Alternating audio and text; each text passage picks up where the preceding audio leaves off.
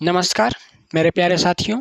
आज हम Bihar board economics मतलब अर्थशास्त्र का पहला चैप्टर का ऑब्जेक्टिव पढ़ा रहे हैं और ये उसका भाग 2 है। उसका ये भाग 2 है साथियों, ठीक ना। इसका पहले वाला भाग ऑलरेडी पढ़ा दिए हैं। बहुत महत्वपूर्ण क्वेश्चन है।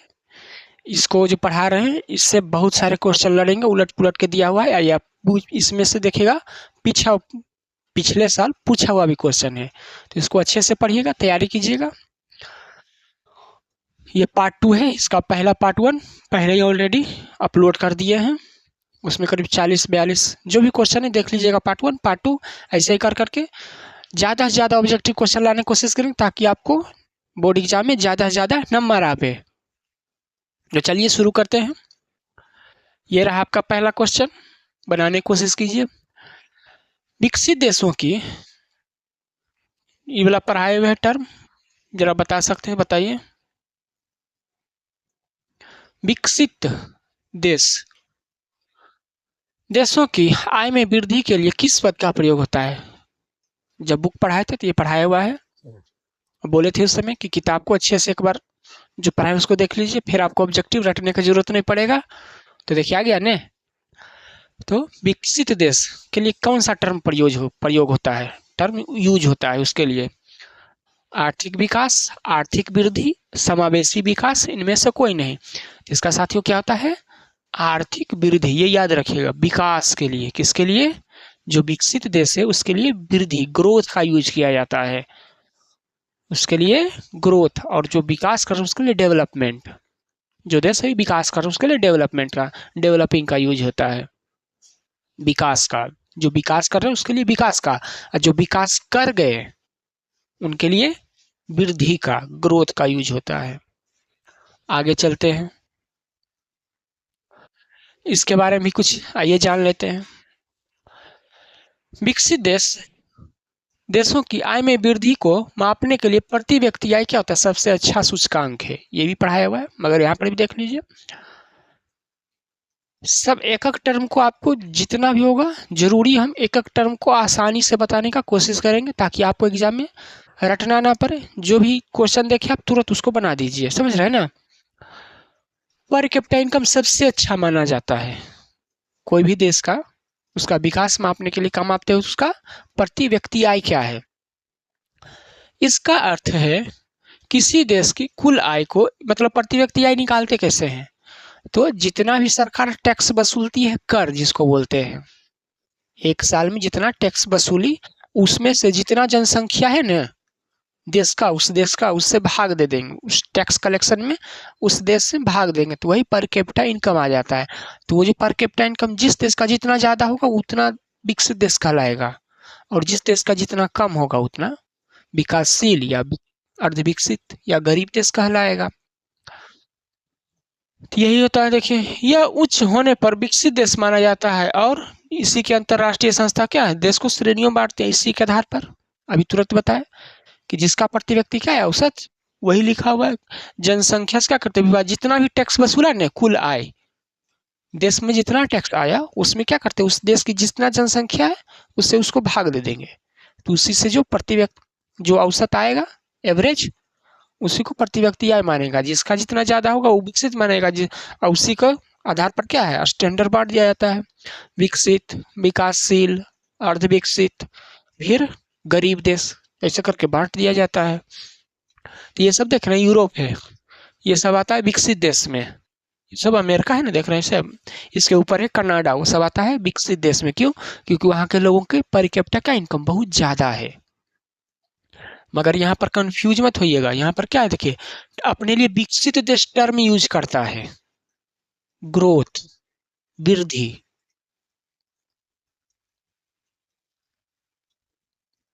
आगे देखिए, बिहार के आर्थिक पिछड़ेपन का प्रमुख कारण क्या है? बिहार के पिछड़ेपन के बहुत सारे कारण थे, 8-9 कारण पढ़ाए थे। कौन कौन है साथियों? जनसंख्या में तीव्र वृद्धि, एकदम सही है। अत्यधिक जनसंख्या, कृषि पर अत्यधिक, ये भी है।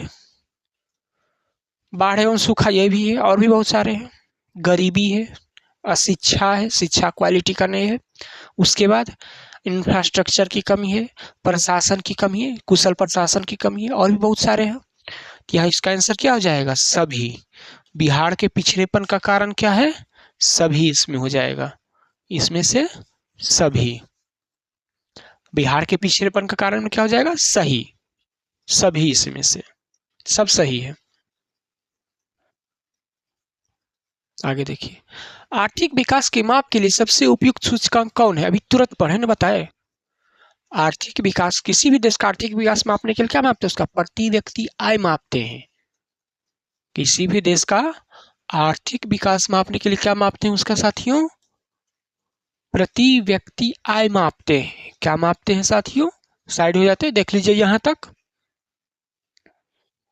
क्या मापते हैं उसका? प्रति व्यक्ति आय। अभी तुरंत बढ़ाए, जस्ट एकदम पीछे। किसी भी देश का, जिसका प्रति व्यक्ति आय क्या होगा? जिस देश का जितना ज्यादा होगा वो देश का कहलाएगा? विकसित कहलाएगा। उसी के अनुसार स्टैंडर्ड बांट दिया जाएगा, विकासशील, अर्धविकसित और गरीब देश, जो भी कह सकते हैं। इसका आंसर क्या हो जाएगा? बी। आर्थिक विकास के लिए प्रति व्यक्ति आय का सबसे उपयुक्त सूचकांक माना जाता है। आर्थिक विकास की माप के लिए सबसे उपयुक्त क्या है? प्रति व्यक्ति आय। क्या है साथियों? प्रति व्यक्ति आय, पर कैपिटा इनकम भी बोलते हैं इसको। यह सूचकांक किसी देश की कुल राष्ट्रीय आय को उसकी जनसंख्या से विभाजित करके प्राप्त किया जाता है। यह भी बताएं क्या किया जाता है। जैसे देखिए यहाँ पर बता देते हैं फिर से, इसका शॉर्ट फॉर्म है पी सी आई, मतलब हो जाएगा पर कैपिटा इनकम बराबर क्या होता है? टोटल टैक्स और टोटल पॉपुलेशन।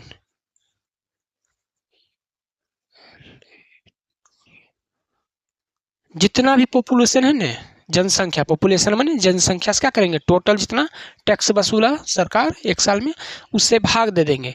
इसके बाद जो भी निकलेगा उसी को क्या बोलेंगे? पर कैपिटा इनकम बोलेंगे। उसी को साथियों क्या बोलेंगे? Per capita income. यहाँ पर आएगा जो भी आएगा, तो वो देश, जिस देश का जितना ज्यादा होगा वो उतना विकसित कहलाएगा, जितना उस देश के लिए अच्छा होगा। जैसे आदमी देखते हैं जितना ज्यादा कमाता क्या होता है? उस कंट्री बढ़ता है कि नहीं उसका? कहते हैं ना ढेर सारा पैसा कमा रहा है वो, तब उसका जीवन भी अच्छा होता है। उसके बाद देखिए प्राप्त किया जाता है, जिससे आर्थिक विकास और जीवन स्तर आकलन आसानी से किया जा सकता है। अंतर्राष्ट्रीय स्तर पर भी विकास, आर्थिक विकास के प्रमुख मापदंड के रूप में इसी सूचकांक का प्रयोग किया जाता है। वर्ल्ड लेवल पर भी किसी देश को क्या है? इसी लेवल पर आंका जाता है कि देश का स्थिति कैसा है, आर्थिक कैसा है। अगला क्वेश्चन चलिए, बोनस भुगतान अधिनियम किस पंचवर्षीय योजना के दौरान बना? इसमें कंफ्यूज मत होइएगा, इसमें इसका डिटेल से बता देते हैं। बोनस का अर्थ समझते होंगे, बहुत बार यूज होता है। जैसे देखिएगा कोई कंपनी होता है, उसका जो कर्मचारी है अच्छे से काम किया तो कंपनी को क्या हुआ? ज़्यादा फायदा हुआ। क्या हुआ? मुनाफा हुआ बहुत सारा। कंपनी क्या करती है? खुश होकर अपने कर्मचारियों को क्या करती है?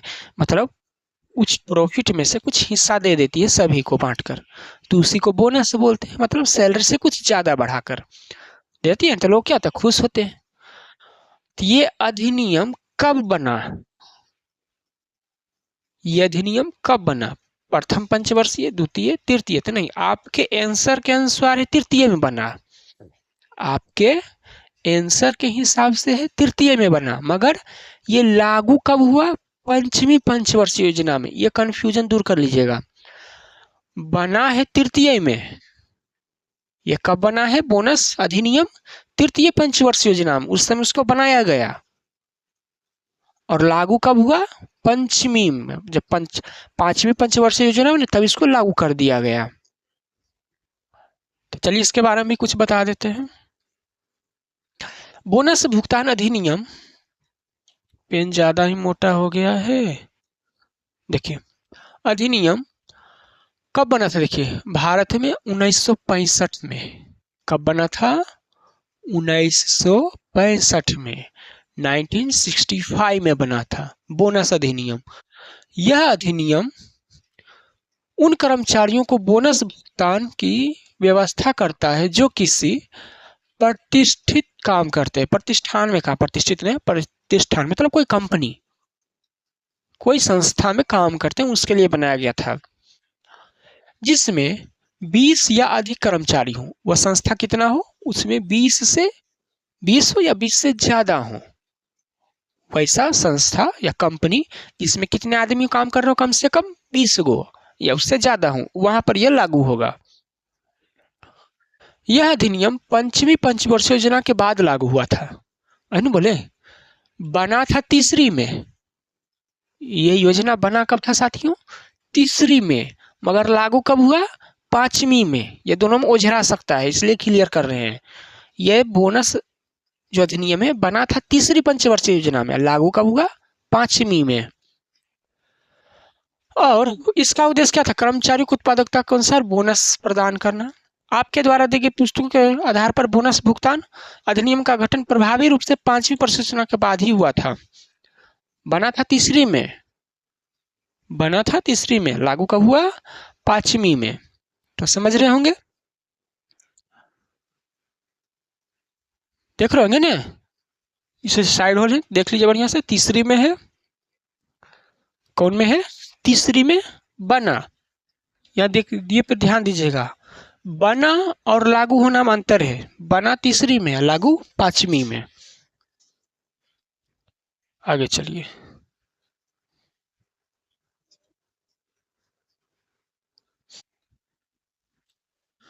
निम्नलिखित में कौन सा देश विकसित, ये याद रखिएगा, कौन सा टर्म आ रहा है देखिए यहाँ पर, विकसित, ये याद रखते हैं। तो विकसित अर्थव्यवस्था का उदाहरण कौन है? मैप देख के भी बता सकते हैं किसका है। इसमें से श्रीलंका गरीब विकसित विकासशील में आएंगे, इंडोनेशिया विकासशील में आएगा, भारत विकासशील में है। तो अमेरिका कौन सा इसमें से? अमेरिका, ये देख रहे होंगे कौन सा देश है? अमेरिका। यूरोपियन बहुत सारे देश, साउथ कोरिया, जापान, ये सब भी विकसित अर्थव्यवस्था में आता है, क्योंकि वहाँ के लोगों पर कैपिटा क्या, एक तो जनसंख्या बहुत कम है और लोगों का आमदनी बहुत ज्यादा है, आय बहुत ज्यादा है। तो विकसित में कौन सा आएगा साथियों? अमेरिका।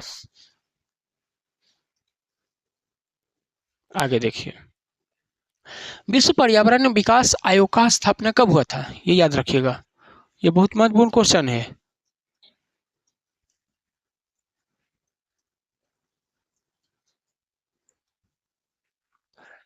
विश्व पर्यावरण एवं विकास आयोग का स्थापना कब हुई? 80 में, 83 में, 85 में या 90 में? तो क्या हो जाएगा इसका आंसर? 1983 में। विश्व पर्यावरण विकास एवं विकास आयोग का स्थापना कब हुई थी या गठन? 1983 में। आगे देखिए, इसके बारे में कुछ बता देते हैं। विश्व पर्यावरण विकास आयोग बोलते हैं इसको, world commission on environment and development. इसको शॉर्ट में क्या बोलते हैं? WCED, वर्ल्ड कमीशन इन्वायरमेंट ब्रूडलैंड, ब्रूडलैंड जो भी पढ़ सकते हैं इसको। ब्रूडलैंड की स्थापना हुई थी 83 में हुई थी। कब हुई थी? अभी तुरंत पर है, 1983 में। किसके द्वारा बनाया गया था? संयुक्त राष्ट्र मतलब यूनाइटेड नेशन के द्वारा बनाया गया था 1983 में। क्या चीज? विश्व पर्यावरण विकास आयोग को। आयोग का मुख्य उद्देश्य, इसका क्या काम था, किस लिए बनाया गया था? वैश्विक पर्यावरण समस्याओं और विकास के मुद्दों का अध्ययन करना। इसका मेन काम क्या था? दुनिया में जो ग्लोबल वार्मिंग आ रहा था, जंगल की कटाई हो रही थी, बट जो पृथ्वी को खराब किया जा रहा था, वातावरण को, क्लाइमेट को, उसको ठीक करना, मतलब उसमें सुधार करना। कौन देश ज्यादा पोल्यूशन कर रहा है उसको कंट्रोल करना, ये दृष्टि से इसको बनाया गया था 1983 में यूएन के द्वारा, यूनाइटेड नेशन। विश्व पर्यावरण एवं विकास आयोग, world commission and environment and development के साथ 1983 में संयुक्त राष्ट्र द्वारा, इसका नाम यहाँ पर देख लीजिएगा, वुडलैंड या ब्रंटलैंड क्या है, आयोग द्वारा भी यही वाला नाम याद रख लीजिएगा, वुडलैंड। क्या नाम रखिएगा? ब्रूडलैंड या ब्रटलैंड है, देख लीजिएगा दोनों में से जो नाम है। अगला क्वेश्चन,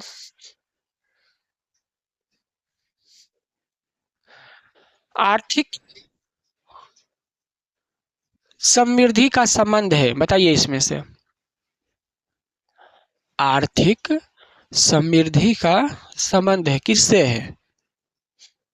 अल्पकाल से, अल्पकाल मतलब छोटा समय से, दीर्घकाल, दीर्घकाल मतलब बड़े। तो अर्थव्यवस्था हम पढ़ाए थे, क्या पढ़ाए थे कि अर्थव्यवस्था है वो एक दिन का नहीं है, लंबे समय का है। अर्थव्यवस्था क्या साथियों, एक दिन का नहीं होता है। जो देश आप देख रहे हैं क्या, लंबी प्रक्रिया से गुजरना पड़ता है अर्थव्यवस्था विकास करने के लिए। तो इसका आंसर क्या हो जाएगा, दीर्घकाल से। क्या हो जाएगा, दीर्घकाल मतलब आर्थिक समृद्धि का संबंध है दीर्घकाल से। एक दिन में कोई देश नहीं बन सकता है, समय लगता है उसको विकास करने में, धीरे धीरे ये होती है। आर्थिक समृद्धि का संबंध समय के साथ वस्तु एवं सेवाओं के उत्पादन में निरंतर वृद्धि से होता है, जिससे आमतौर पर सकल घरेलू जीडीपी और प्रति व्यक्ति आय की बढ़ोतरी के रूप में मापा जाता है। ये सब याद कर लीजिएगा, ऐसे होता है तो, नहीं तो देख लीजिएगा, क्योंकि ये 2 नंबर का जो सब्जेक्टिव आता है ना उसमें आप ये सब लिख सकते हैं। क्या क्या है, आर्थिक समृद्धि के मैं और बता रही हूँ, उसका संबंध ऐसा क्या है, समय पूछेगा तो ऑब्जेक्टिव में लंबे समय से मापा जाता है, और ऐसे आर्थिक समृद्धि क्या समय के साथ, समय क्या होगा, समय चाहिए ना कुछ चीज बनने के, साथ साथ वस्तु और सेवाओं के उत्पादन में निरंतर वृद्धि से होता है।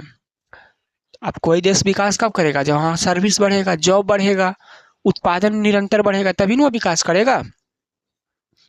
और जिसे आमतौर पर सकल घरेलू उत्पाद जीडीपी और प्रति व्यक्ति आय की बढ़ोतरी के रूप में माना जाता है। यह मात्रात्मक प्रक्रिया है जो देश की आर्थिक क्षमता में बढ़ोतरी को दर्शाता है। मतलब इसमें जितना बढ़ोतरी होगा तो देश को क्या समझा जाएगा, देश को समझा जाएगा विकास कर रहा है।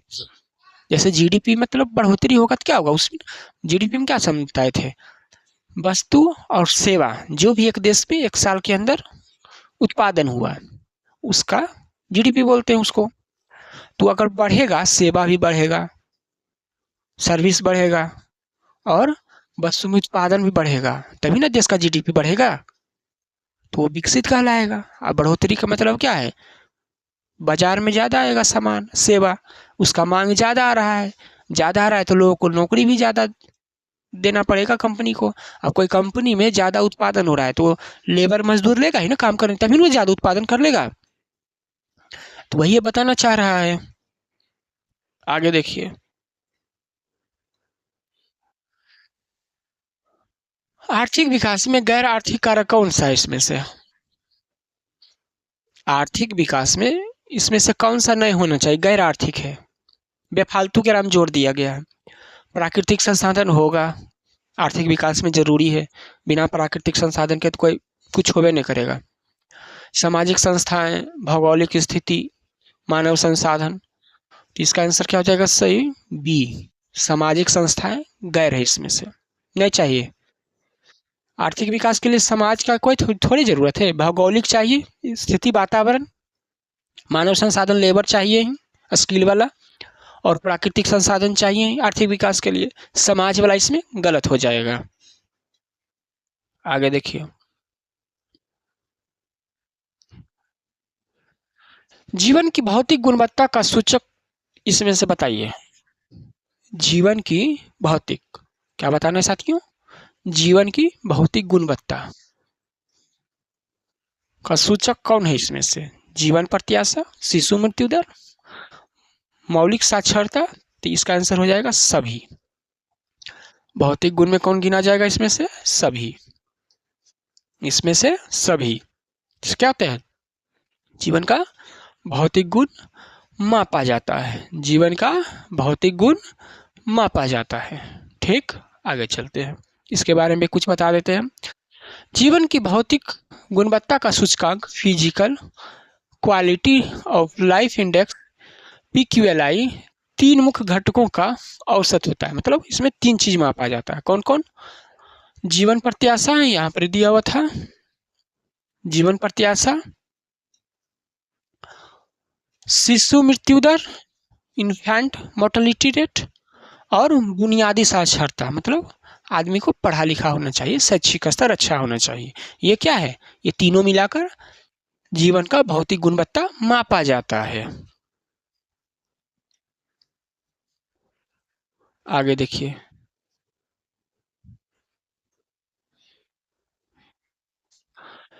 आर्थिक विकास संबंध है, बताइए इसमें से गुणात्मक परिवर्तन से, परिणामी परिवर्तन से, ए और बी दोनों से, या इनमें से कोई नहीं? तो इसका आंसर हो जाएगा साथियों सी, दोनों से। आर्थिक विकास के लिए क्या है? गुणात्मक चाहिए और परिणामी दोनों चाहिए। तो इसका आंसर साथियों क्या हो जाएगा?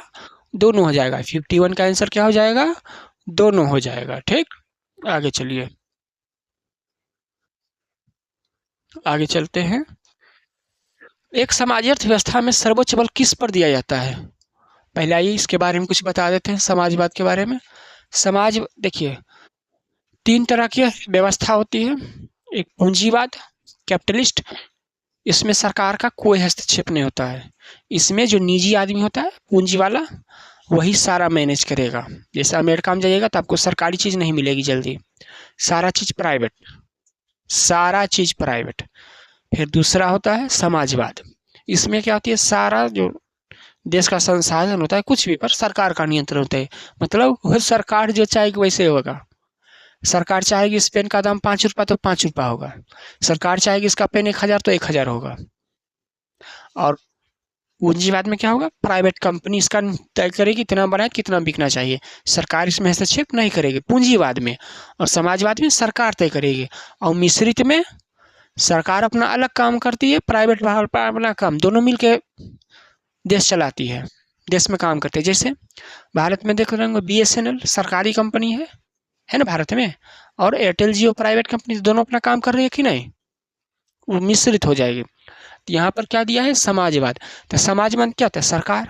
तो सरकार जनता को भलाई करेगी, जनता के बारे में सोचेगी, तभी ना वो आदमी वो जनता राजा को बना कर रख लेगा। थोड़ा सा दिक्कत होता देखते विरोध करना शुरू कर देता है। तो इसका आंसर अब आप पता लगा सकते हैं, तो क्या हो जाएगा, समाज के कल्याण से।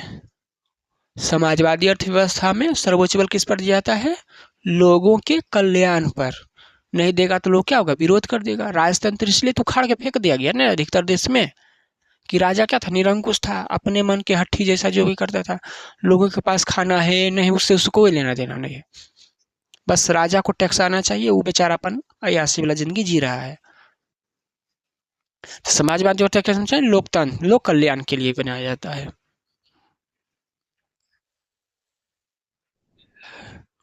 समाजवादी अर्थव्यवस्था में सर्वोच्च बल किस पर दिया जाता है? लोगों के कल्याण पर, याद रखिएगा। आगे देखिए,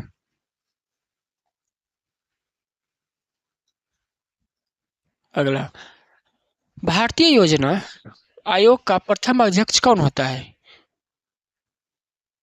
योजना आयोग का, पहले सुन लीजिए, ये योजना आयोग के अध्यक्ष कौन होते हैं? भारत के प्रधानमंत्री।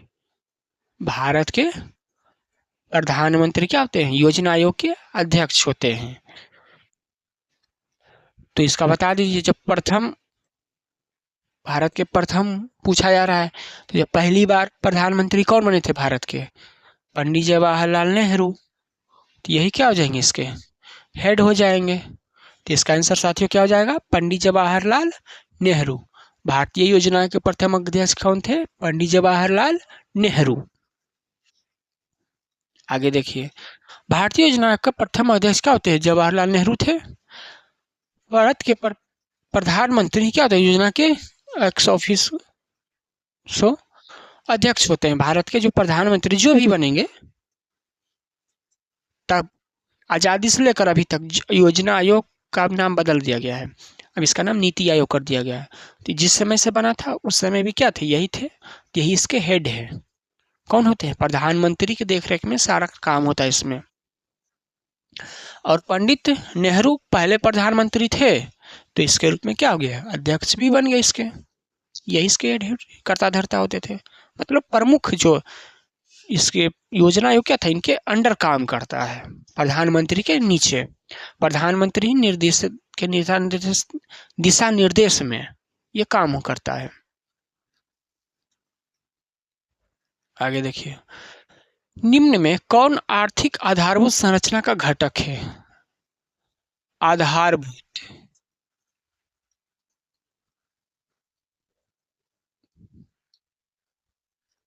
कौन है बताइए?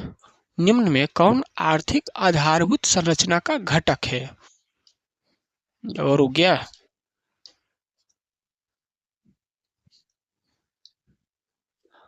आर्थिक आधारभूत संरचना का घटक कौन है? वित्त, शिक्षा, स्वास्थ्य, नागरिक सेवाएं, कौन है इसमें से बताइए? कौन हो जाएगा? वित्त। कौन हो जाएगा साथियों? आर्थिक है, वित्त हो जाएगा, फाइनेंस। वित्त मतलब फाइनेंस। आर्थिक आधारभूत संरचना में ऊर्जा, परिवहन, संचार, वित्त, देख रहे हैं ना, यहाँ पर वित्त था, फाइनेंस। जैसे भौतिक और संस्थागत ढांचे आते हैं जो उत्पादन और आर्थिक गतिविधियों में सुचारू रूप से चलाने में मदद करते हैं, जबकि शिक्षा, स्वास्थ्य, नागरिक सेवाएं सामाजिक आधारभूत है। ये ध्यान रखिएगा। यहाँ पर क्या था? आर्थिक। फिर से मिटाकर दिखा देते हैं। आर्थिक में आएगा वित्त। कौन आएगा साथियों? वित्त। और ये वाला आ जाएगा सामाजिक आर्थिक संरचना में। ये तीनों किस में आ जाएगा? सामाजिक। ये वाला आ जाएगा वित्त वाला आर्थिक में। ये याद रखिएगा डिफरेंस, दोनों में से किसी में ऑब्जेक्टिव पूछ सकता है। आर्थिक बोलेगा तो वित्त। यहाँ पर देखिए दे, यही से दे दिए। आर्थिक में कौन कौन सा आ रहा है देखिए? परिवहन, ऊर्जा, संचार। इसको भी मिटा के दिखा देते हैं। आर्थिक वाला में कौन कौन आ रहा है देखिए? ऊर्जा, परिवहन। आर्थिक वाला में ये देख रहे हैं ना, आर्थिक वाला में कौन कौन आ रहा है? ऊर्जा, परिवहन, संचार, वित्त, है ना आर्थिक वाला में। और देखिए हमें शिक्षा, स्वास्थ्य, नागरिक सेवा किस में आ रहा है?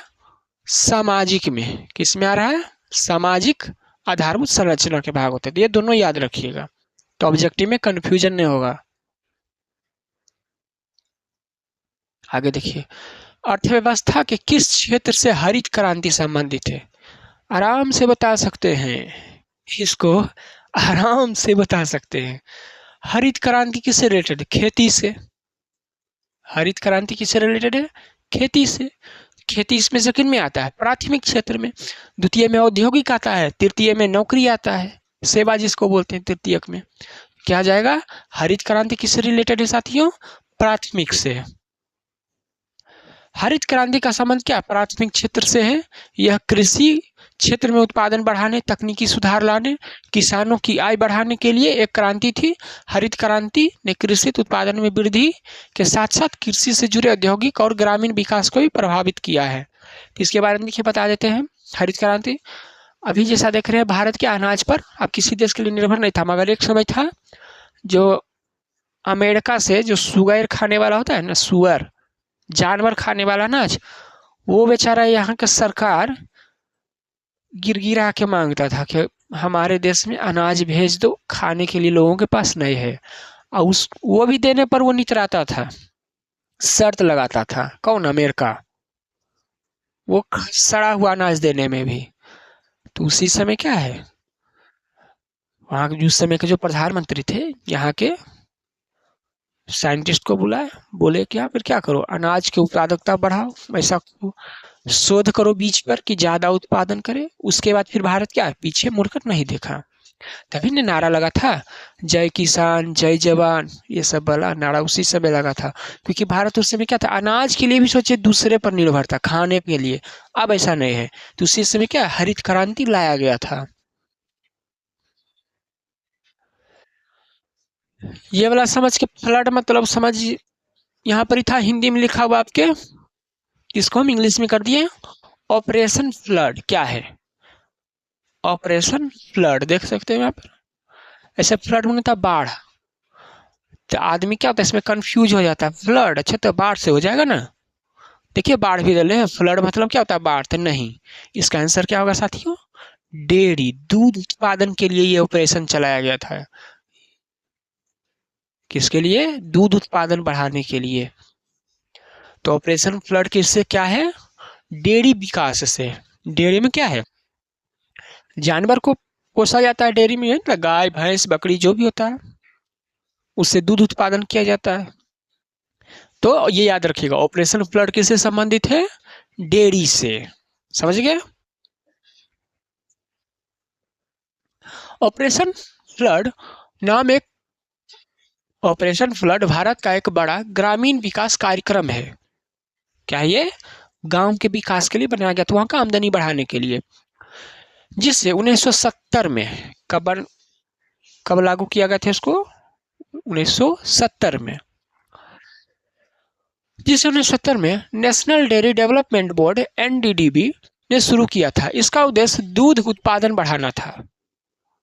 बोले ना, एक समय था जो भारत हर चीज में पिछड़ा था, अब धीरे धीरे क्या है, आत्मनिर्भर हो रहा है हर क्षेत्र में भारत अब धीरे धीरे।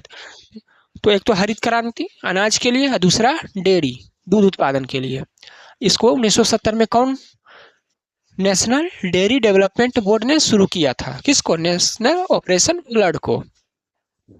ग्रामीण किसानों का आय को बढ़ाना, उपभोक्ताओं में उचित दूध मूल्य सुनिश्चित कराना। इसका मकसद क्या था कि सभी जो किसान है वो क्या करे, दूध का उत्पादन ज़्यादा करेगा, तो ज़्यादा करेगा तो क्या, किसान का आय बढ़ेगा। उसके बाद जब दूध ज़्यादा होगा तो मार्केट में भी दूध आएगा, सभी को मिलेगा उचित मूल्य पर। ऐसे क्या होगा, दूध अगर कम जाएगा तो बैलेंस ऊपर नीचे हो जाएगा ना दाम का, दूध का मांग ज़्यादा हो जाएगा, दूध कम जाएगा तो क्या होगा, दाम आसमान छू जाएगा नहीं। तो इसलिए ये 1970 में नेशनल डेयरी डेवलपमेंट द्वारा क्या, ये प्रोग्राम ऑपरेशन फ्लड को लाया गया, ताकि दूध की कमी ना हो। इसे व्हाइट रेवोल्यूशन भी कहा जाता है। दूध उत्पादन का एक और नाम क्या है, यहाँ ऑपरेशन फ्लड के जगह पर क्या दे सकता है साथियों, व्हाइट रेवोल्यूशन। देख रहे हैं ना, इसलिए डिटेलिंग हर चीज का कर रहे हैं कि आप कंफ्यूज होइए ही नहीं, एक एक चीज आपके दिमाग में आ जाए, आप आराम से जाइए। तो वहाँ उलट पुलट के भी दे रहे तो आप सही आंसर मारिएगा। कितना आदमी होता है गड़बड़ कर देता है जाकर एग्जाम में, इसीलिए ये डिटेल भी लाना पड़ रहा है। उचित दूध सुनिश्चित कर, जिससे व्हाइट रेवोल्यूशन के नाम से भी जाना जाता है, क्योंकि इसने भारत को विश्व का सबसे बड़ा दूध उत्पादक बना दिया। मतलब ये जो एनडीडीबी है, नेशनल डेयरी डेवलपमेंट बोर्ड, 1970 में जो कार्यक्रम शुरू किया ऑपरेशन फ्लड, इससे क्या हो गया, दूध उत्पादन में भारत आत्मनिर्भर हो गया। आगे देखिए, ब्रेटलैंड आयोग संबंधित है, अभी तुरंत पढ़े जस्ट, वहां पर ही एक जगह वुडलैंड था ना, उसको भी ब्रेटलैंड कर लीजिएगा। ब्रेटलैंड आयोग संबंधित है, बताइए इसमें से किससे, समावेशी विकास से, आधारभूत संरचना से, सतत विकास से, आर्थिक विकास से। अभी तुरंत पढ़े हैं, बताइए। थोड़ा सा साइड हो जाते हैं।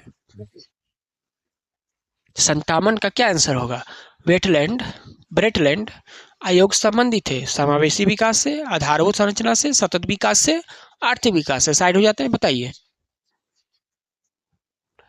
सतत विकास से, किससे संबंधित है साथियों, सतत विकास से। किससे संबंधित है, सतत विकास से। कौन, ब्रेटलैंड आयोग सतत विकास से संबंधित है।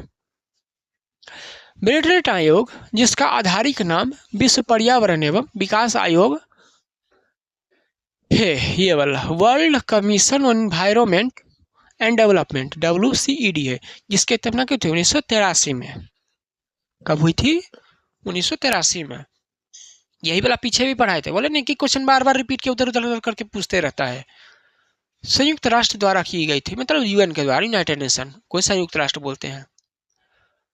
इस आयोग का उद्देश्य सतत विकास, अभी देखते हैं, सतत विकास। ब्रूटलैंड आयोग का संबंध किससे है, सतत विकास से। देख रहे हैं यहाँ पर, सतत विकास की अवधारणा को विकास करना और वैश्विक व्यापार पर्यावरणीय समस्या के समाधान के लिए देशों को एकजुट करना था। इसका काम क्या था, सतत विकास कब होगा, जब देश में क्या होगा, वातावरण सही होगा तभी ना सतत होगा लगातार। अब कहीं बाढ़ आ जाएगा, कहीं सुखाड़ आ जाएगा, तो सतत विकास कहाँ से होगा, तो उसको बैलेंस करके चलने के लिए इसको बनाया गया था कि अगर कोई देश ज़्यादा पॉल्यूशन कर रहा है, पर्यावरण खराब कर रहा है, तो उसको रोकना है, उसको सुधारना है, ये सब के लिए बनाया गया था। इसकी अध्यक्षता नॉर्वे के पूर्व प्रधानमंत्री ग्रो हार्लेम ब्रूटलैंड ने की थी। अच्छा, ये नाम है ये साथियों, ग्रो हार्लेम ब्रूटलैंड नाम है, उन्हीं के नाम पर ये संस्था पर ये नाम रख दिया गया था आयोग का। और इस आयोग ने 1987 ईस्वी में हमारा साझा भविष्य नामक रिपोर्ट जारी की, जिसे ब्रेटलैंड रिपोर्ट भी कहा जाता है। इस रिपोर्ट ने विकास और पर्यावरणीय के बीच संतुलन की दिशा में महत्वपूर्ण भूमिका, सरकार और क्लाइमेट के बीच में क्या हुआ, संतुलन बनाया, यही दिया हुआ है। विकास और पर्यावरण मतलब कोई भी देश विकास क्या कर जाएगा, जिसका पर्यावरण अच्छा हो। जैसे दिल्ली में बार बार सुनते हैं वहाँ पराली जलता है तो धुआं हो जाता है, होता है ना पोल्यूशन, तो देखिए कि नहीं बार बार हल्ला होते रहता है। प्रथम राष्ट्रीय मानव विकास रिपोर्ट किस प्रधानमंत्री के कार्यकाल में जारी हुआ? प्रथम राष्ट्रीय मानव विकास रिपोर्ट किस प्रधानमंत्री के कार्यकाल में जारी हुआ, बताइए। इसमें भी थोड़ा सा उलझन टाइप के है क्वेश्चन ये। ऐसे देखिएगा तो बोला जाता है कि सबसे पहले राजीव गांधी 1990 में, ये जो प्रथम राष्ट्रीय मानव विकास है ये उसी समय आया, मगर आपके जो बुक है उसमें से देख लीजिएगा थोड़ा सा, ऐसे जो प्रीवियस ईयर क्वेश्चन बैंक आता है ना, उसकी बुक में इसका आंसर गलत दिया हुआ था। तो ऐसे आपके इस बुक के अनुसार अटल बिहारी वाजपेयी दिया हुआ है, बुक नहीं मतलब वो जो टारगेट होता है ना वो बुक वाला, उससे मैं गलत आंसर दिया हुआ था। ऐसे ऐसे नोट पर भी दिखेगा तो इसका आंसर है राजीव गांधी। 1990 में क्या हुआ था, रिपोर्ट उसी समय इन्हीं के काल में आया था, तो इसका आंसर क्या मान लीजिएगा, राजीव गांधी। इसका सही आंसर होगा राजीव गांधी। प्रथम राष्ट्रीय मानव विकास रिपोर्ट का आया था 1990 में, राजीव गांधी के समय में आया था। प्रथम राष्ट्रीय मानव विकास रिपोर्ट 1990 में जारी हुआ था। यह रिपोर्ट तत्कालीन प्रधानमंत्री राजीव गांधी के कार्यकाल में प्रकाशित हुई थी।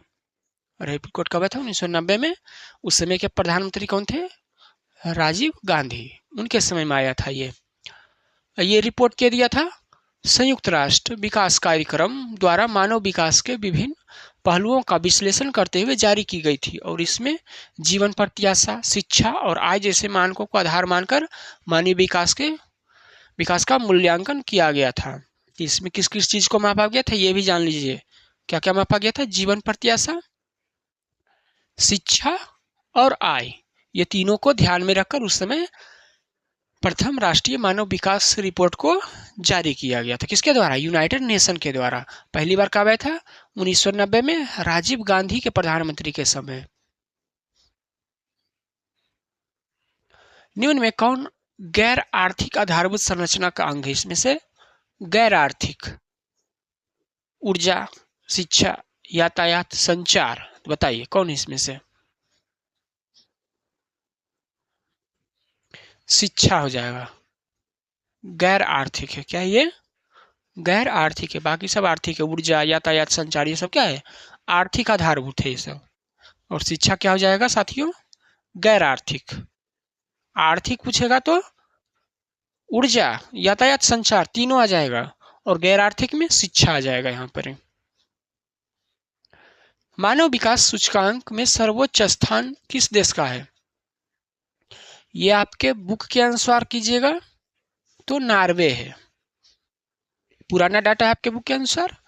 मगर अभी ये क्या होता है, समय के साथ चेंज होते रहता है, हर 1 साल 2 साल पर जब भी गणना होती है ना रिपोर्ट में, तो क्या होती है, देश ऊपर नीचे होते रहता है। तो आपके बुक के आधार पर अगर क्वेश्चन पूछेगा तब तो ऑप्शन के अनुसार देख लीजिएगा, तब तो नॉर्वे होगा। क्या होगा, नॉर्वे, नॉर्वे, ठीक, क्या होगा आंसर, नॉर्वे। आगे देखिए, मगर अभी वाला डाटा बता रहे हैं मानव विकास सूचकांक में सर्वोच्च स्थान 2023 में स्विट्जरलैंड का है। आपके बुक के अनुसार वहाँ नॉर्वे में है, देश ही भी दिया हुआ है किताब के अनुसार, मगर अगर मिलाइएगा अभी का डाटा के अनुसार तो सर्वोच्च स्थान किसका है? स्विट्जरलैंड का है, देख सकते हैं यहाँ। यूरोप का एक विकसित देश है, सुने होंगे बार बार नाम, स्विस बैंक यहीं का है, जहाँ पर सभी अपना धन इकट्ठा करते हैं जाकर। विश्व मानव विकास रिपोर्ट 2023-24 के अनुसार स्विट्जरलैंड का मानव विकास सूचकांक HDI मान इतना है 0.967, जिसके कारण वह शीर्ष स्थान पर है। इसके बाद नॉर्वे है और आइसलैंड जिसको बोलते हैं। उसके बाद देखिए कौन कौन है। पहले एक नंबर पर आ गया स्विट्जरलैंड। पहले आपके अगर बुक के अनुसार चलिएगा तो देखिए इसमें नहीं है स्विट्जरलैंड, आइसलैंड ये सब तो है ना। तो नॉर्वे मारिएगा किताब के अनुसार। अगर प्रेजेंट वाला डाटा 2024-25 वाला पूछेगा तब आपको क्या बताना है। पहला पर है स्विट्जरलैंड, मैप में भी देख सकते हैं स्विट्जरलैंड। उसके बाद कौन है? नॉर्वे। दूसरे स्थान पर यहाँ पर ही है नॉर्वे, देख सकते हैं मैप में, देख रहे हैं ना, यहाँ पर ही है नॉर्वे। उसके बाद तीसरे पर है आइसलैंड, यहाँ पर ही देख रहे हैं ना, आइसलैंड है। 12वीं पंचवर्षीय योजना का कार्यकाल बताइए। कितना तो आसान है, बताइए इसको। निम्न में से कौन विकास सूचकांक का सूचक नहीं है? विकास सूचकांक का सूचक नहीं है कौन? राष्ट्रीय आय विकास सूचकांक का सूचक है, जीवन प्रत्याशा, शिक्षा, जीवन स्तर। तो बताइए इसमें से कौन है? निम्न में से कौन नहीं है विकास सूचकांक का सूचक नहीं है? 62 का बताइए। तो क्या जाएगा साथियों? राष्ट्रीय आय। ये देख रहे हैं ना, राष्ट्रीय आय इसका आंसर हो जाएगा कि इसका सूचक नहीं है। विकास सूचकांक ऐसे ये सब है, जीवन प्रत्याशा, शिक्षा, जीवन स्तर क्या है? विकास सूचकांक है। राष्ट्रीय आय इसमें नहीं होगा। किसमें? विकास सूचकांक का मिटा देते हैं, नहीं तो घोच पोच दिखेगा। विकास सूचकांक का सूचक कौन इसमें से नहीं है? तो राष्ट्रीय आय नहीं है। कौन नहीं है? राष्ट्रीय आय। ये तीनों है, जीवन प्रत्याशा, शिक्षा, जीवन स्तर है। राष्ट्रीय मानव विकास सूचकांक किस राज्य का दर्जा श्रेष्ठ है, सबसे ऊपर है? पंजाब, हरियाणा, दिल्ली, केरल। बताइए 63 नंबर का केरल है। कौन सा है? केरल। कौन सा है? केरल। केरल का क्या है? मानव विकास सूचकांक सबसे ऊपर है। कौन है? केरल सबसे ऊपर है। निम्न में से कौन द्वितीयक आर्थिक क्रिया से संबंधित है? मतलब द्वितीयक क्षेत्र में इसमें से कौन है? कृषि प्राथमिक है, सेवा तृतीयक है, उद्योग। द्वितीयक में कौन आ जाएगा साथियों? उद्योग। कौन आ जाएगा? उद्योग। द्वितीयक आर्थिक क्रिया का आर्थिक क्रिया होती है जिसमें से प्राकृतिक संसाधनों को कच्चे माल के रूप में लेकर उन्हें तैयार उत्पादों में बदलना जाता है। इस क्षेत्र में मुख्यतः विनिर्माण, निर्माण और प्रसंस्करण कार्य शामिल होते हैं, जैसे कपड़ा, लोहे का उद्योग, मशीन निर्माण आदि, या कृषि जैसे प्राथमिक क्षेत्रों से प्राप्त सामग्री उपयोग कर वस्तुओं का उत्पादन करते हैं। मतलब प्राथमिक क्षेत्र से जो भी चीज निकलेगा कच्चा माल, उसको पक्का माल बना के उसी को द्वितीय क्षेत्र बोलेंगे। कच्चा माल हो जाएगा प्राथमिक क्षेत्र में, और उसी को पक्का माल, जैसे आलू निकला तो वो प्राथमिक क्षेत्र से आया, कृषि से आया, मगर चिप्स बन गया तो उद्योग द्वितीयक में आ जाएगा, प्रोडक्शन में। समाज की सभी आर्थिक क्रियाओं का योग क्या कहलाता है? बताइए। समाज की सभी आर्थिक क्रियाओं का योग क्या कहलाता है? उत्पादन, विनियोग, व्यापार, अर्थव्यवस्था। आर्थिक क्रिया क्या कहलाएगा? अर्थव्यवस्था। ठीक। समाज की आर्थिक क्रियाओं का योग क्या कहलाता है? अर्थव्यवस्था। क्या कहलाता है? अर्थव्यवस्था। अर्थव्यवस्था वह है जिसमें समाज के सभी आर्थिक कार्य अर्थव्यवस्था में क्या होता है, सभी समाज के आर्थिक कार्य होते हैं, जैसे उत्पादन, विनिमय, वितरण, उपभोग शामिल होते हैं, और यह संयुक्त रूप से समाज के आर्थिक जीवन को दर्शाता है। मतलब इसमें सारा काम आ जाता है। अर्थव्यवस्था में क्या होता है, किसी चीज का निर्माण करना, बेचना, बनाना, उत्पादन करना, सब आ जाता है इसी में। बिहार के विकास के बिना भारत का विकास संभव नहीं, यह कथन किनका है? ये बुक में पढ़ाया हुआ साथियों। कौन बोले थे? अब्दुल कलाम। डॉक्टर, ये भारत के क्या थे, बहुत बड़े साइंटिस्ट थे, मिसाइल मैन के नाम से इन्हीं को जाना जाता है। ये क्वेश्चन में पूछ भी सकता है, मिसाइल मैन किन्हें कहा जाता है, तो डॉक्टर एपीजे अब्दुल कलाम को। और इन्होंने कहा था कि क्या है, बिहार के विकास के बिना भारत का विकास का कल्पना करना संभव नहीं है। कृषि का विकास करना किस पंचवर्षीय योजना में मुख्य उद्देश्य था? बहुत आसान है, पहलिए हो जाएगा। पहलिए में 67 का आंसर क्या हो जाएगा साथियों? पहलिए में। क्या में? पहलिए में। पहली पंचवर्षीय योजना में क्या था? किसान, कृषि से रिलेटेड योजना बनाए, कृषि को विकास करना है, क्योंकि उस समय भारत कहे थे अभी कि खाने की फेमाइन आ गया था ना। उस समय उतना उन्नत किस्म का बीज नहीं था, सिंचाई की व्यवस्था नहीं थी, तो भारत में क्या खाने की बहुत दिक्कत होता था। तो प्रथम पंचवर्षीय योजना में ही कृषि से रिलेटेड विकास की योजना बनना शुरू हो गया था। मानव विकास रिपोर्ट के प्रकाशन निम्न में से किसके द्वारा किया जाता है? मानव विकास रिपोर्ट किसके द्वारा किया जाता है? यूनाइटेड नेशन डेवलपमेंट प्रोग्राम के तहत किया जाता है। पीछे पढ़ाए भी थे, यूएनडीपी, याद आया? 1983। मानव विकास रिपोर्ट किसके द्वारा किया जाता है? UNDP, United Nation Development programme. Side हो जाते हैं ताकि यहां तक आपको अच्छे से दिखे। ठीक है साथियों, तो आगे चलते हैं।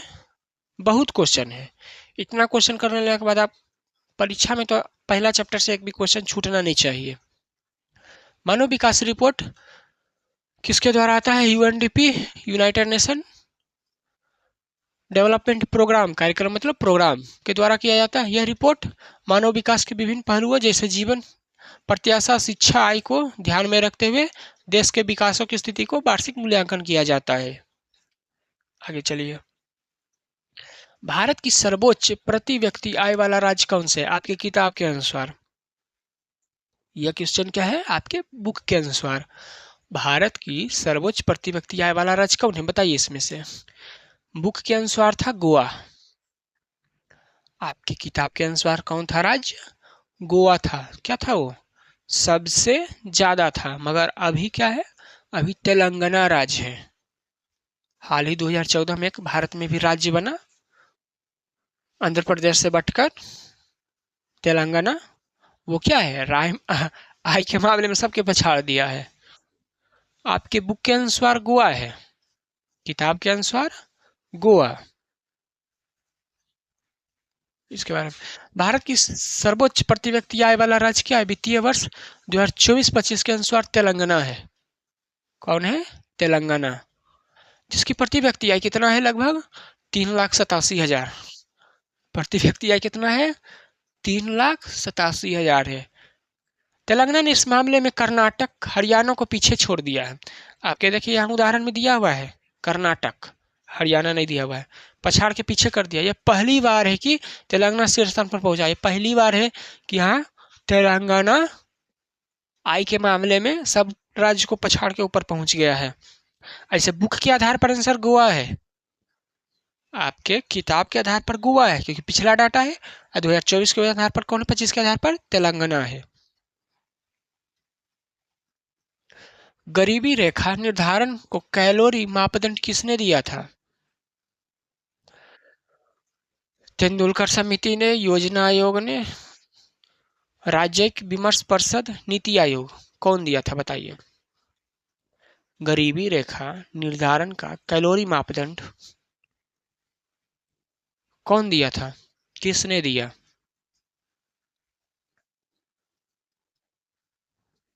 योजना आयोग। कौन दिया था?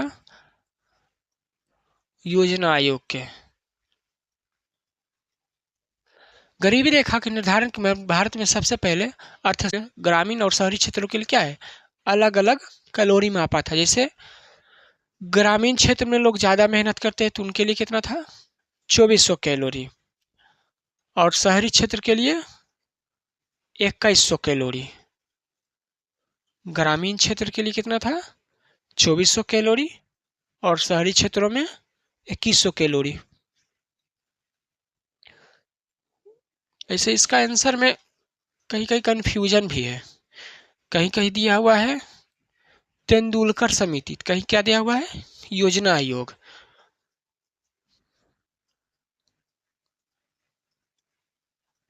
आगे चलिए।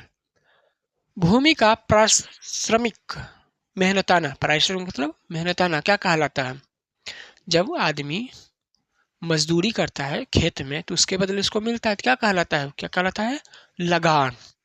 क्या कहलाता है, लगान। सुने भी होंगे बहुत बार कि आदमी जब खेती करता था तो उसके बदले में क्या उसको मिलता था, लगान। मजदूरी नहीं, यहाँ लगान होगा भूमि में। भूमि में जो मेहनत करता है उसको पारिश्रमिक को क्या मिलता है, मेहनताना, मेहनत करने के बाद जो मिलता है लगान कहलाता है। अर्थशास्त्र में भूमि में पारिश्रमिक वह धनराशि होता है जो भूमि के मालिक को भूमि के उपयोग के लिए ये प्रयोग उपयोग के लिए प्राप्त होती है। इसे भूमि किराया भी कहा जाता है। इसको लगान को क्या कहा जाता है, भूमि किराया। योजना आयोग का गठन कब हुआ था बताइए, बहुत आसान क्वेश्चन है, बहुत बार पूछा गया है। 1950 को। कब हुआ था, 1950 को। क्या चीज का, योजना आयोग का गठन। इसके बारे में कुछ बता देते हैं। भारत में योजना आयोग का गठन 15 मार्च 1950 को हुआ था। इस आयोग का उद्देश्य भारत में पंचवर्षीय योजना तैयार करना और आर्थिक विकास को योजनाबद्ध तरीके से बढ़ावा देना था। मतलब योजना हो उसको पुश करना, कहाँ कौन सा क्षेत्र में क्या चीज का विकास करना है उसको बढ़ावा देना। योजना आयोग का अध्यक्ष भारत का प्रधानमंत्री होते हैं। मतलब योजना आयोग के हेड क्या होते हैं, प्रधानमंत्री होते हैं। और इसका मुख्यालय नई दिल्ली में है। उसका हेडक्वार्टर, योजना आयोग का हेडक्वार्टर कहाँ भी है साथियों, नई दिल्ली में है। 17 अगस्त 2014 को इसे भंग कर दिया गया। मतलब 17 अगस्त 2014 को योजना आयोग को खत्म करके इसका नाम चेंज करके नीति आयोग कर दिया गया। क्या ले लिया, NITI Aayog. NITI Aayog national institution for transforming India, Bharat का सरकार द्वारा भारत सरकार द्वारा 1 जनवरी 2015 को क्या है, योजना आयोग को क्या बना दिया गया, नीति आयोग। योजना आयोग को भंग कब कर दिया गया, 17 अगस्त 2014 को। 17 अगस्त 2014 को इसको खत्म कर दिया गया, भंग कर दिया गया। और 1 जनवरी 2015 को योजना आयोग को क्या नाम दे दिया गया, नीति आयोग कर दिया गया, गठित किया गया। इसका उद्देश्य क्या था, केंद्र और राज्य सरकारों के बीच सहयोग बढ़ाना और व्यापक दीर्घकालिक विकास के लिए नीति सलाह देना। नीति आयोग प्रधानमंत्री के नेतृत्व में नीति आयोग प्रधानमंत्री के नेतृत्व में कार्य करता है और इसमें राज्यों के मुख्यमंत्री एवं केंद्र शासित प्रदेशों के उपराज्यपाल सदस्य होते हैं। मतलब इसका जो योजना आयोग क्या काम था वही यही काम करता है, बस एक ही खाली नाम चेंज हो गया। 17 अगस्त 2014 को योजना आयोग को हटा दिया गया, भंग कर दिया गया। 1 जनवरी 2015 को योजना आयोग को नाम क्या कर दिया गया है, नीति आयोग कर दिया गया। इसके भी नीति आयोग के हेड कौन होते हैं, प्रधानमंत्री। इसका मुख्यालय कहाँ है, नई दिल्ली में है। ये क्या काम करता है, राज्य सरकार और केंद्र सरकार के बीच समन्वय का काम, जो विकास के कार्यक्रम था उसको बनाता है और दोनों के बीच समन्वय करता है काम कराने का, यही इसका काम है। आगे, भारत की पहली मानवीय विकास रिपोर्ट कब जारी हुआ, भारत की पहली मानव विकास रिपोर्ट कब जारी हुआ की गई, अप्रैल 2002 में। कब हुआ था साथियों, साइड हो जाते हैं, इधर यहाँ तक देख सकिए, अप्रैल 2002 में। संयुक्त राष्ट्र कार्यक्रम यूएनडीपी के मानव विकास के तर्ज पर योजना आयोग द्वारा 2002 में ही पहली राष्ट्रीय मानव रिपोर्ट क्या जारी किया गया था। इस रिपोर्ट में HDI human development index, HPI मानव निर्धनता, ह्यूमन पॉवर्टी इंडेक्स, लिंग समानता सूचकांक को भी आधार बनाया गया था। और ये वाला तो पिछला बता ही दिए है, 1990 में जारी की गई थी यह रिपोर्ट। उस समय के जो 1990 में बहुत सारे प्रधानमंत्री चेंज हो गए थे तुरंत और राजीव गांधी का निधन भी हो गया था। PV नरसिम्हा राव थे, प्रकाशित हुई थी यह रिपोर्ट। संयुक्त राष्ट्र विकास कार्यक्रम द्वारा तैयार की गई और मानव विकास सूचकांक की शुरुआत के साथ मानव विकास विभिन्न पहलुओं का विश्लेषण करता है। ये क्या काम करता है साथियों? ये भारत की पहली मानव विकास रिपोर्ट 1990 में जारी किया गया था। उस समय के यह रिपोर्ट के प्रधानमंत्री कौन थे? PV नरसिम्हा राव के कार्यकाल में प्रकाशित हुई थी और यह यूनाइटेड नेशन डेवलपमेंट प्रोग्राम द्वारा तैयार की गई थी और मानव विकास सूचकांक की शुरुआत के साथ मानव विकास विभिन्न पहलुओं का क्या विश्लेषण करती थी कि मानव के विकास के लिए क्या क्या उस समय मापा जाता था स्तर, शिक्षा स्तर, लाइफ एक्सपेक्टेंसी, वो सब है ना, जीवन प्रत्याशा, आय, ये सब। 74वां क्वेश्चन देखिए, कौन आर्थिक क्रिया ग्रामीण क्षेत्रों में प्रमुख है? मतलब ग्रामीण गांव के जो लोग होते हैं वो कौन से क्षेत्र में काम करते हैं ज्यादा? तो गांव से रिलेटेड है तो खेती ही करेगा, कृषि वही नहीं करेगा। तो जब खेती आएगा तो किससे रिलेटेड होगा? प्राथमिक। औद्योगिक होता था द्वितीयक, नौकरी वाला काम होता था तृतीयक। वैश्वीकरण ग्लोबलाइजेशन की नीति से किस क्षेत्र को सबसे कम लाभ हुआ? जब LPG आया था, लिबरलाइजेशन उदारीकरण, प्राइवेटाइजेशन निजीकरण और ग्लोबलाइजेशन वैश्वीकरण, तो उसमें से सबसे कम किस क्षेत्र को लाभ हुआ? तो इसमें से कृषि को सबसे कम। भारत में भी देखते हैं कृषि पुराने पद्धति से किया जाता है, उतना डेवलप अभी भी कृषि नहीं हुआ है तकनीक के मामले में। इसका आंसर साथियों क्या जाएगा? कृषि। 11वीं पंचवर्षीय योजना, आगे देखिए 12वीं हो जाएगा 12 से 17। गैस और बिजली उत्पादन को किस क्षेत्र में रखते हैं? उत्पादन वाला चीज है, प्रोडक्शन किस से आता है? द्वितीयक में। प्रोडक्शन वाला चीज किस में आएगा? उत्पादन में।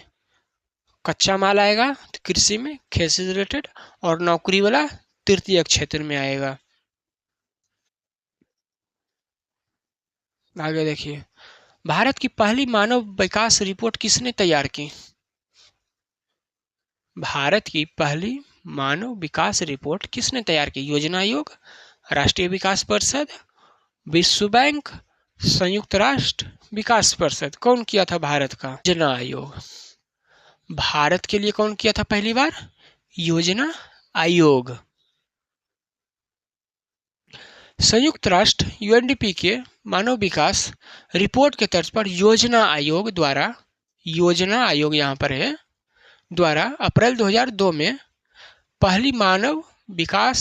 पहली राष्ट्रीय मानव विकास रिपोर्ट जारी की गई। इस रिपोर्ट में मानव विकास सूचकांक, मानव निर्धारणता सूचकांक, लिंग समानता सूचकांक को आधार बनाकर क्या है, योजना आयोग पहली बार रिपोर्ट तैयार किया।